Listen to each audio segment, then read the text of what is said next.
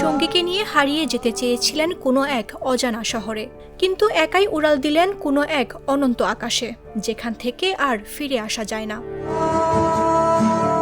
অনন্তকাল যে সঙ্গীর হাত ধরে অজানা শহরে হারিয়ে যেতে চেয়েছিলেন, সেই যাত্রা থেমে গেল মাত্র ৩৬৫ দিনে।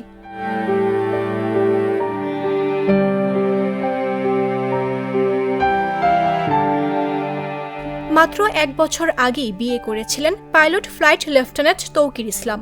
তার স্ত্রী রাজধানীর ব্র্যাক বিশ্ববিদ্যালয়ের শিক্ষিকা।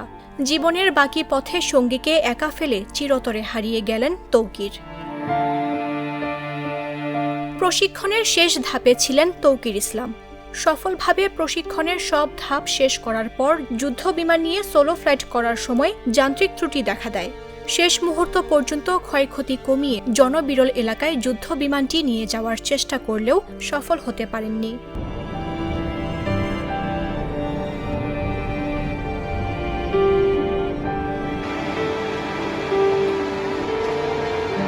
তার বিমানটি পতিত হয় রাজধানীর দিয়াবাড়িতে মাইলস্টোন স্কুল অ্যান্ড কলেজের দোতলায় একটি ভবনে। এ সময় নিহত হন পাইলট ফ্লাইট লেফটেন্যান্ট তৌকির ইসলাম। মঙ্গলবার রাজশাহীর সপুরা কবরস্থানে চিরনিদ্রায় শায়িত হয়েছেন পাইলট তৌকির।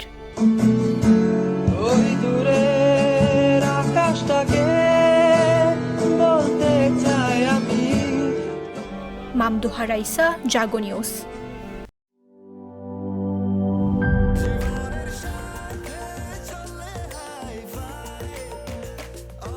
স্বাস্থ্যকর অল টাইম, সব সময় অল টাইম হেলদি লাইফ।